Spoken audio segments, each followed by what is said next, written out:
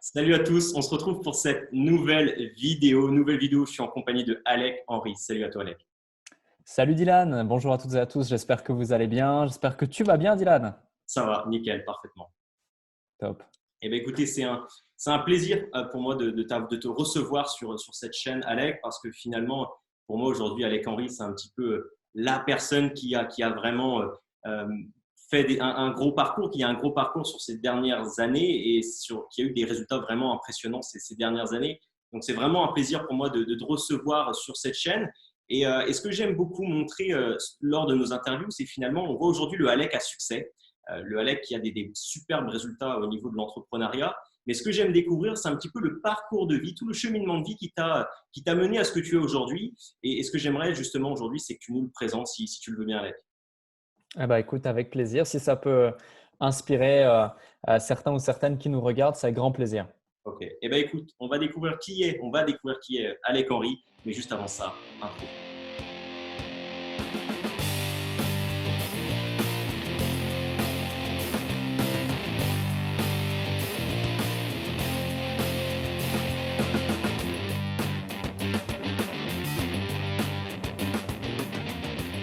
Alors, dis-nous, Alec, aujourd'hui, qui est le Alec Henry d'aujourd'hui et quelles sont tes activités entrepreneuriales?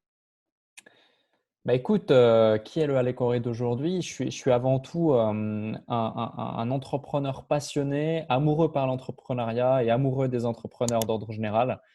Dans le sens où aujourd'hui, effectivement, moi, j'ai démarré tout simplement de zéro, sans aucun diplôme, sans compétences particulières et encore moins de ressources financières, économiques ou en termes de réseau. Donc vraiment de zéro, voire même en dessous de zéro en réalité. Et j'ai créé mon entreprise avec un associé, Amine, en juillet 2017. Donc, c'est il n'y a pas si longtemps que ça, c'est il y a moins de 3 ans.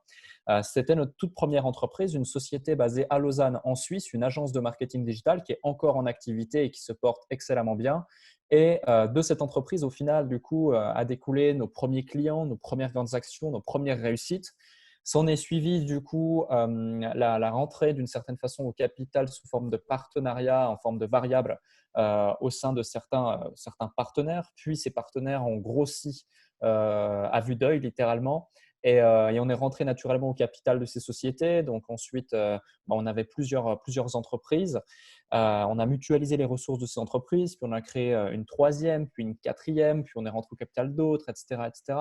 Puis après, beaucoup de gens nous demandaient comment j'avais fait. Donc là, on a initié le mouvement leconsultant.fr entre août et septembre 2018.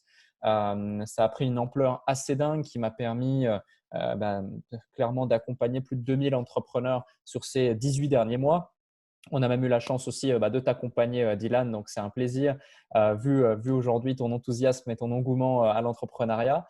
Et derrière ensuite, eh bien, ce qui s'est passé, c'est que naturellement, force est de constater qu'il y avait une certaine croissance, force est de constater qu'il y avait des résultats.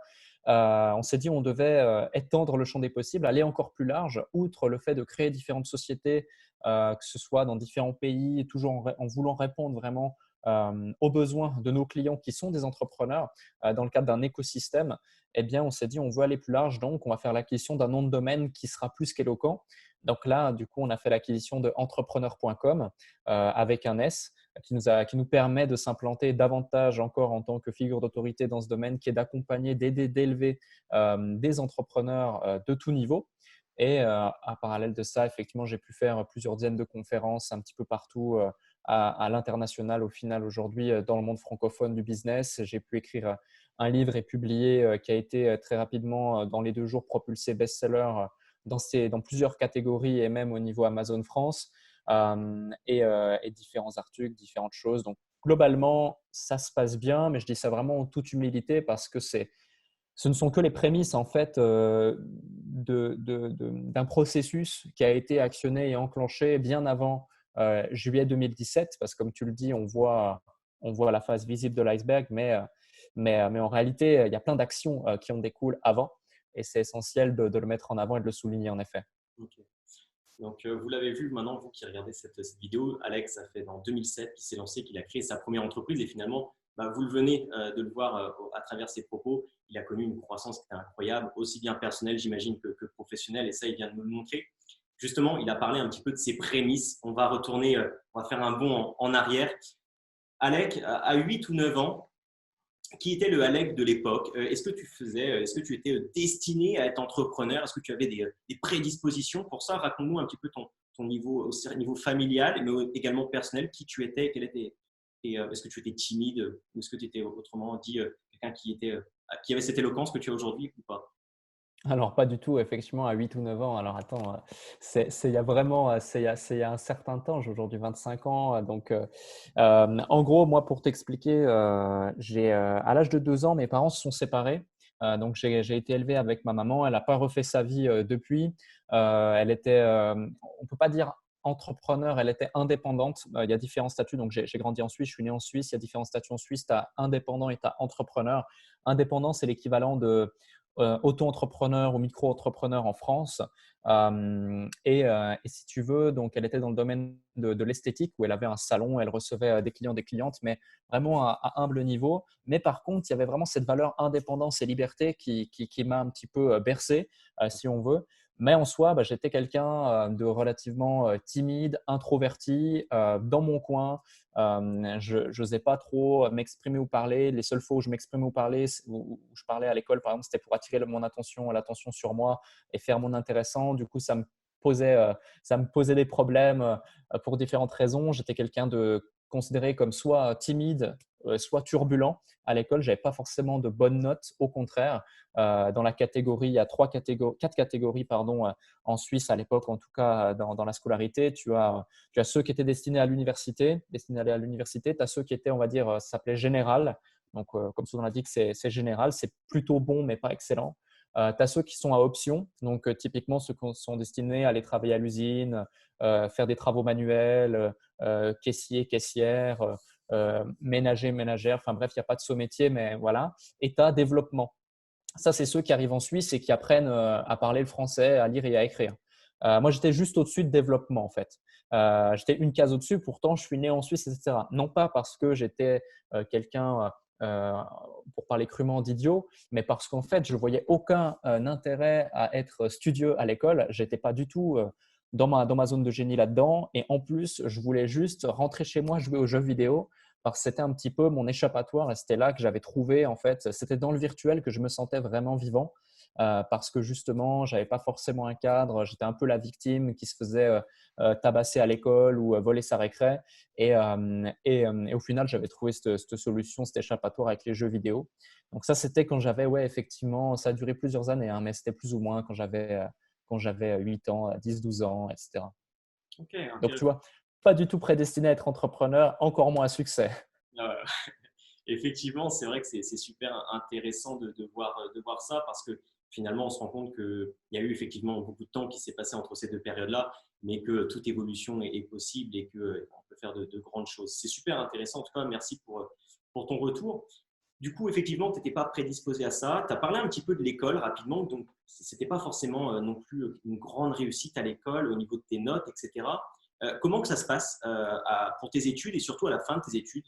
Est-ce que tu vas dans le salariat ou est-ce que tu démarres directement une entreprise? Est-ce que tu peux nous parler un petit peu de cette période-là? Ouais. Alors, du coup, je termine l'école. Pas que je te dise de bêtises, hein, je dois avoir 16 ans. Je dois avoir 16 ans. Donc, en Suisse, tu termines l'école, tu as 15-16 ans et voilà, tu es lâché comme ça. Et là, du coup, moi, j'avais un an d'avance sur tous mes camarades. J'avais jamais redoublé, mais j'étais pas non plus bon. Mais on m'avait mis un an à l'avance à l'école, et c'est pas forcément une bonne chose. Du coup, j'étais le plus jeune, j'étais le plus faible, j'étais le plus petit, donc j'étais un peu le souffre-douleur. Et je me positionne pas du tout en victime. Je relate des faits avec une perception du passé qui est aujourd'hui telle qu'elle est. Et au final, je trouve que c'est une bonne chose parce que ça m'a permis de me renforcer. Et ensuite, face à ça, si tu veux, j'ai dû me lancer dans la vie active parce que j'avais pas forcément le choix avec la case générale ou baccalauréat pour aller à l'université. Donc, je savais que je devais faire un travail manuel. Donc là, je suis allé dans un cycle d'orientation, ils appellent ça. Et pendant 6 mois, en fait, j'ai fait différents stages, différents tests. Et c'est à l'usine, justement, que je me suis senti à ma place parce que je me sentais pour la première fois, en fait, valorisé valoriser justement et je voyais que je pouvais être rémunéré en plus pour ça. Ouais, je me sentais à ma place, donc j'ai commencé à faire ça pendant 6 mois. Puis après, j'ai commencé une formation d'ouvrier polyvalent. Pendant 4 ans, j'ai fait cette formation. Les 2 premières années, c'était vraiment agréable, c'était intéressant. Puis ensuite, à l'âge de 18 ans, alors en 2013, il s'est passé plusieurs choses effectivement. Il s'est passé plusieurs choses. La première, j'ai commencé à me remettre en question un petit peu. J'ai commencé aussi à vouloir faire du sport. C'est-à-dire qu'avant, je faisais au moins 25 kilos de moins. J'étais très mince. Je ne faisais pas de sport. Je jouais aux jeux vidéo toute la journée. Le simple fait de sortir voir la lumière du soleil le lundi matin, ça me brûlait la rétine. Je n'avais plus l'habitude. Donc, c'était vraiment compliqué. J'avais vraiment trouvé ce refuge. Et je commence à me mettre au sport, etc. Puis ensuite, j'ai eu aussi un déclic, un des déclics de ma vie, j'en parle d'ailleurs dans mon livre, et tout le processus de transformation qui s'est passé derrière, c'est justement le décès de mon père, qui a été brutal on va dire, dans le fait, mais aussi brutal dans l'annonce. Et du coup, ça m'a permis de me remettre énormément en question sur ma situation personnelle et sur la vie d'ordre général. Puis s'en est suivi en fait le fait que naturellement, j'ai eu une opportunité au travers notamment du marketing de réseau, le MLM. Et du coup, j'ai commencé cette activité en 2014.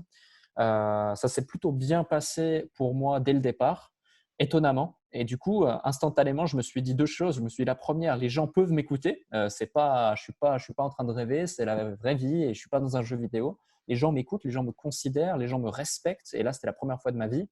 Du coup, je me suis dit, waouh, c'est dingue ce truc. Et en plus de ça, je gagnais de l'argent différemment qu'en allant au boulot. Et qui plus est, j'allais au boulot, je me levais à 5h45, je prenais le train à 6h11 tous les matins, je rentrais, c'était 20h, j'étais crevé. Et en plus, je gagnais peut-être 5 ou 600 balles par mois. J'étais en formation.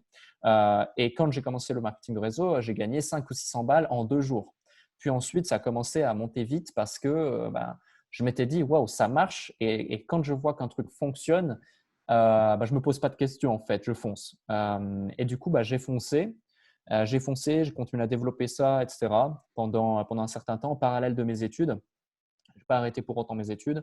Ça m'a permis de grandir énormément, très rapidement, faire énormément d'erreurs aussi. Et du coup, d'apprendre. Et en décembre 2015, là, j'ai arrêté le marketing réseau et j'étais désaligné par rapport à ça. Et je me suis dit que si je reprendrais un jour cette activité-là, c'est parce que je serais PDG de la société en question. Ok, ok, intéressant. Effectivement, c'est vrai que j'ai fait une vidéo assez récemment d'ailleurs sur le MLM et les avantages et les inconvénients qui pouvaient en transparaître. Est-ce que tu peux nous citer peut-être deux, trois avantages, toi, que tu as vraiment réussi à en tirer du MLM, même si tu les as peut-être plus ou moins cités juste avant? Ouais, je dirais le grand, grand avantage, qui est aussi un inconvénient, c'est la barrière faible à l'entrée.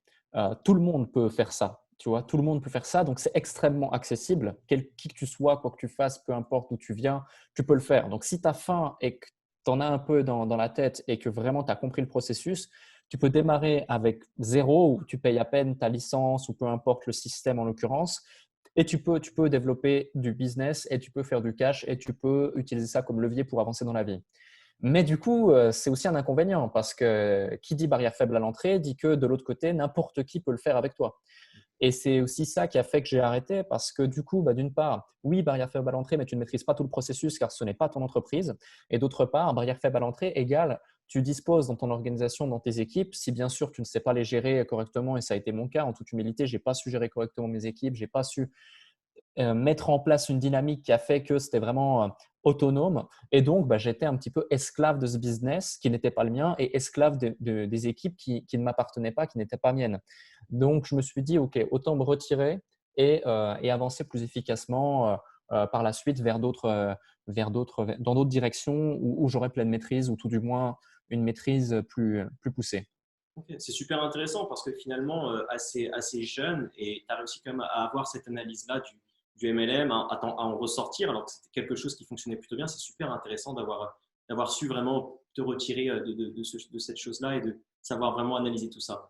Tu quittes le MLM, qu'est-ce qui se passe à ce moment-là? Tu étais encore salarié du coup à l'usine. Qu'est-ce qui se passe par la suite? En fait, en 2015, si tu veux, donc j'ai eu cette phase MLM qui a bien avancé.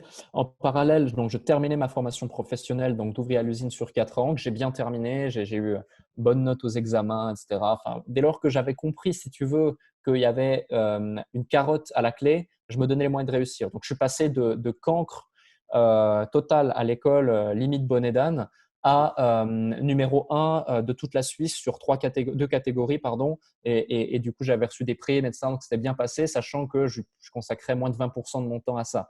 Donc, quand je comprends un truc, si tu veux, je fais en sorte d'y arriver, peu importe comment, mais je fais en sorte d'y arriver.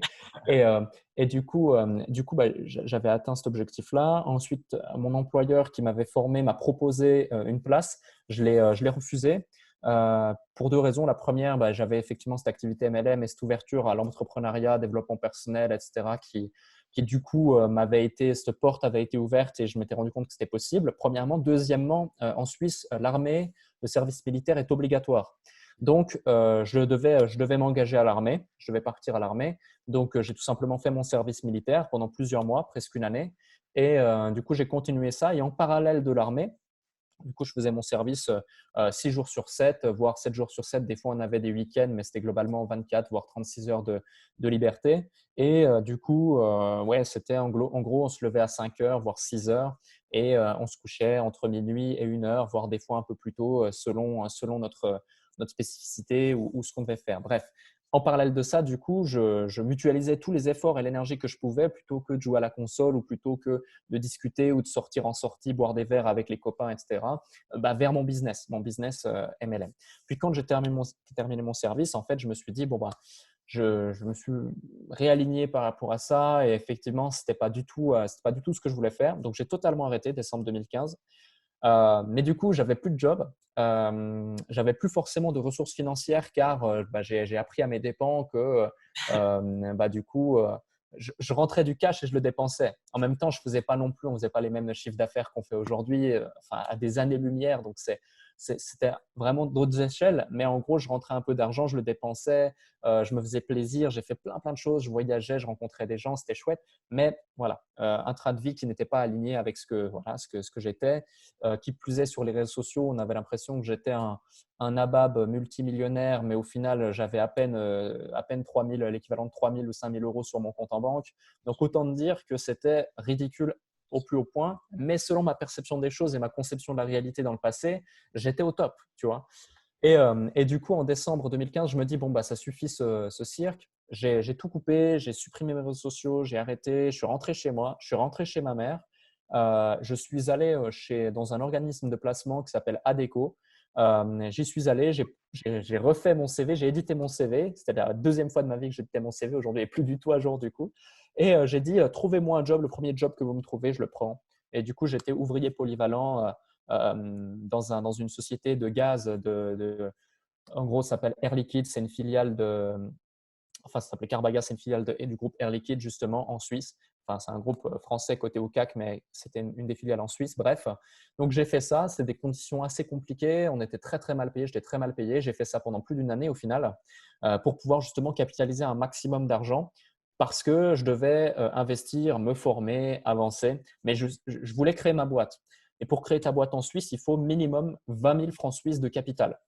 20 000 francs suisses de capital, plus un petit peu plus pour les frais administratifs, etc. Puis en plus, quand tu démarres de zéro, c'est très compliqué. C'est très compliqué. Quand tu démarres de zéro, c'est très compliqué. Tu vois, il m'a fallu presque une année et 3 jobs. C'est-à-dire que… C'est ça, je voulais en venir là, c'est que, et excuse-moi, je te coupe, mais effectivement, il y a beaucoup de personnes qui finalement se trouvent quelques excuses parfois. On n'a pas les moyens, on n'a pas le temps, on n'a pas l'énergie, bref, peu importe, tu sais. Ouais. Et finalement, ce que j'aime beaucoup dans ton parcours, c'est que tu es reparti de zéro une fois que tu as terminé tout ce qui était MLM, etc. Mais que oui, pour pouvoir capitaliser, économiser une certaine somme d'argent pour créer ta société, tu as connu un parcours, je dirais, du combattant et tu as mis les tripes. Et ça, c'est super intéressant. Si tu peux nous expliquer ça. Ouais.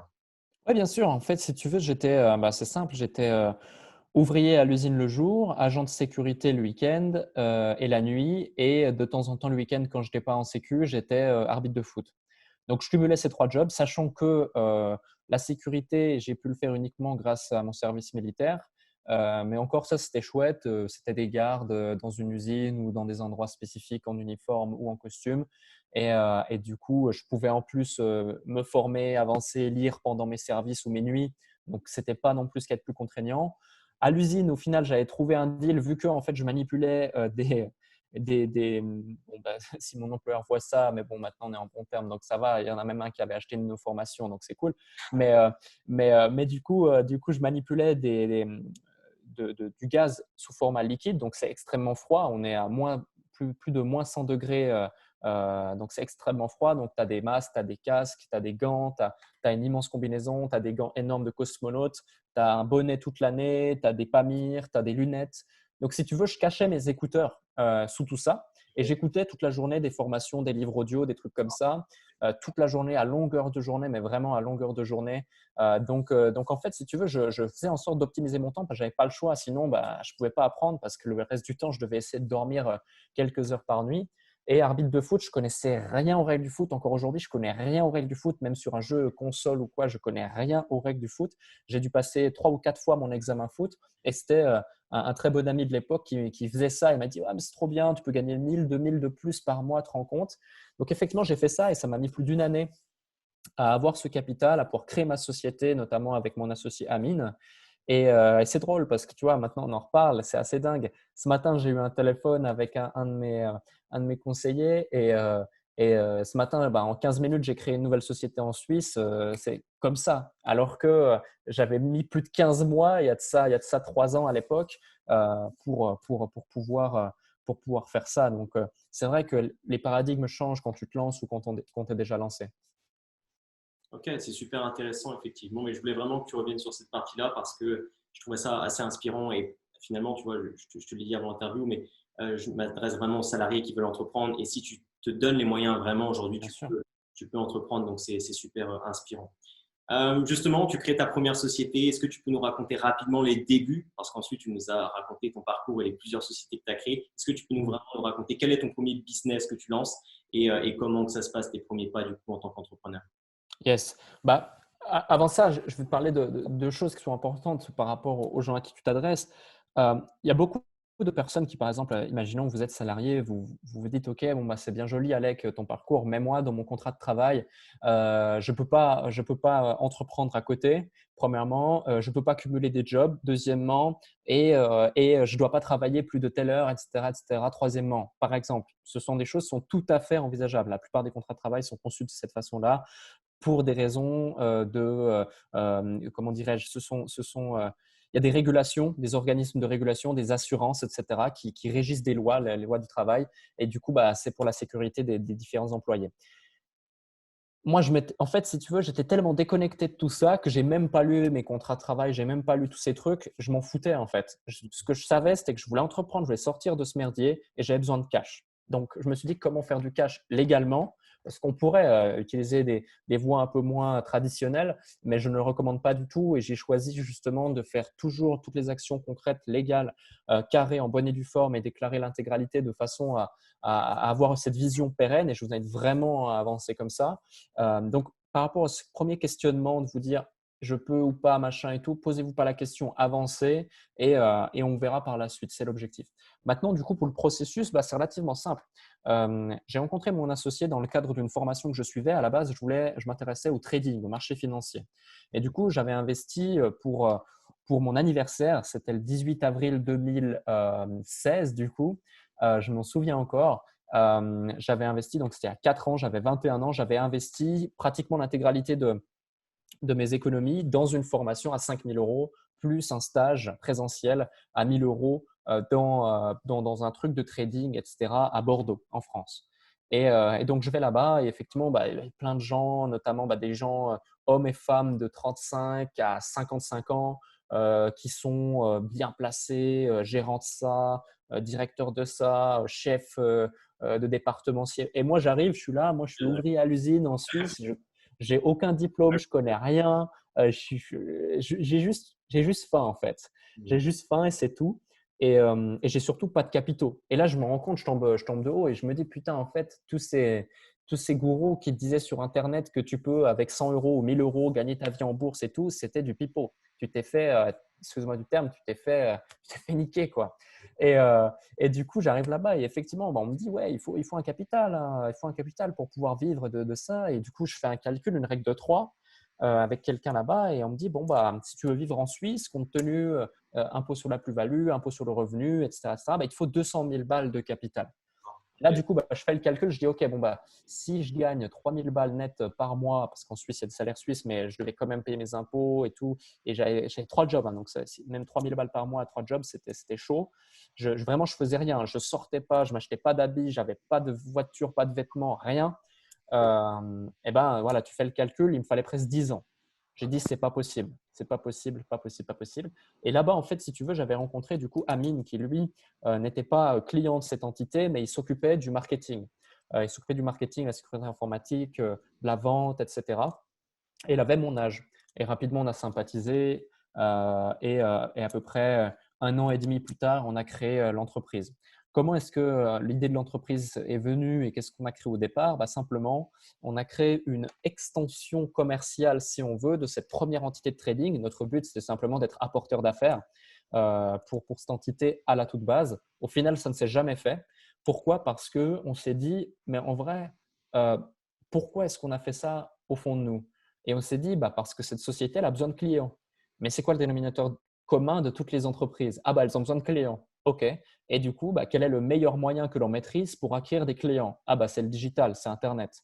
Donc, naturellement, en fait, avant même qu'on démarre l'activité, on avait fait un pivot et on s'était dit, notre business model, parce que le business model, on l'avait écrit, on avait fait des plans sur la comète, comme tous les entrepreneurs qui se lancent, etc. Aujourd'hui, je peux l'imprimer et je le verrais, un enfant de 7 ans, il ferait un business model plus viable que ça, quoi. Donc, ça n'avait pas de sens. Et heureusement qu'on ne l'a pas appliqué, sinon on aurait déposé le bilan au bout de 6 mois. Donc, on a mis ça en place avec la nouvelle orientation qui était d'aider des entreprises à trouver des clients, des entreprises physiques ou des entreprises en ligne. Et ça a très bien marché très rapidement. J'ai d'abord aidé le premier business que je voyais tous les jours et qui se lançait, c'était une salle de sport. Donc, tu vois, salle de sport, on l'a aidé à exploser son business. En 4 mois, il a fait son prévisionnel presque sur 4 ans. Aujourd'hui, on est encore en excellent terme, on est en très bon terme. Ça se passe super bien pour lui. Il a ouvert de différentes salles. Enfin, c'est énorme aussi pour lui ce qui se passe. Et après, un autre sur le digital qui était dans la sphère de la finance, mais qui était différent de la première société dont je t'ai parlé à Bordeaux. Et là aussi, ça s'est bien passé. Puis ensuite, on a eu d'autres partenaires dans d'autres domaines, etc. Et ça a commencé à prendre de l'ampleur tel que je te l'ai décrit en début d'interview. Ouais, bien sûr, effectivement, c'est super inspirant. Et finalement, je pense que les gens vont se rendre compte un petit peu maintenant que avant que tu vives ton aventure entrepreneuriale, finalement, il y a eu tout un parcours de vie, il y a eu beaucoup d'étapes importantes. C'est des Ouais. rencontres, c'est des cheminements, c'est tout des processus de réflexion, etc. C'est des heures à se former, comme tu pouvais le dire, finalement, en usine, à écouter des podcasts audio et des formations audio pendant que tu travaillais. C'est cumuler des jobs. Bref, il y a tout un parcours qui est vraiment impressionnant et inspirant. Donc, j'espère qu'il inspirera aussi d'autres personnes. Donc, merci à toi, Alec. J'ai 5 questions, du coup, pour terminer cette interview. Je te laisse y répondre. La première, c'est est-ce que tu as un pourquoi? Et je pense que tu en as un pourquoi profond qui te prend en trip et qui te fait faire tout ça. Parce que j'imagine que tu as dû passer à l'action maintes et maintes fois, que tu as dû sortir de ta zone de confort maintes et maintes fois. Quel est ce truc au fond de toi, peut-être, qui te donne envie de faire tout ce que tu fais aujourd'hui? Yes. Alors, au début, je pensais que j'avais un pourquoi. Puis en fait, si tu veux, le problème du pourquoi, c'est que quand tu as un pourquoi, imaginons que tu l'atteins, C'est puis fini. après, il y a quoi? Tu as un autre pourquoi, tu vois? Puis après, tu as un autre pourquoi, puis tu as un autre pourquoi. Donc, c'est une sorte de fuite éternelle vers quelque chose que tu n'atteindras jamais. Donc, en fait, la vraie question à se poser, selon moi, et j'ai eu une discussion, j'ai la chance d'avoir aujourd'hui, non pas qu'un, mais plusieurs associés au quotidien qui m'entourent et des gens hyper inspirants et une équipe formidable. Même dans nos clients, on a des gens juste formidables et j'ai plaisir à échanger avec eux. Et notamment un qui me disait, non, mais le vrai concept, la vraie question, c'est justement de trouver le pour qui. Euh, et directement aussi, qui tu es toi. Qui tu es toi. Et quand tu te poses cette question, effectivement, je pense que là, on se rapproche d'une réponse qui peut donner sens à une vie, c'est-à-dire déjà savoir qui on est. Savoir qui on est, à quoi ça sert ce qu'on fait, qu'est-ce qu'on a envie de faire. et dans quel sens, dans quelle direction est-ce que les actions qu'on met en place aujourd'hui s'orientent vers la destinée ou tout du moins vers la direction que l'on souhaite donner à notre vie.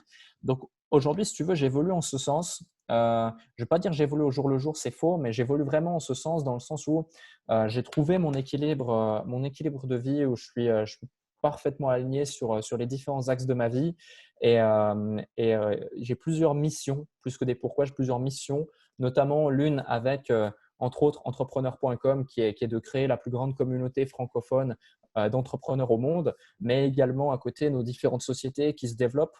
Aujourd'hui, c'est près d'une dizaine de sociétés quand même qui se développent dans le groupe au quotidien auprès de différents associés dans différents domaines, différentes industries, complémentaires les unes aux autres ou certaines totalement dissociées.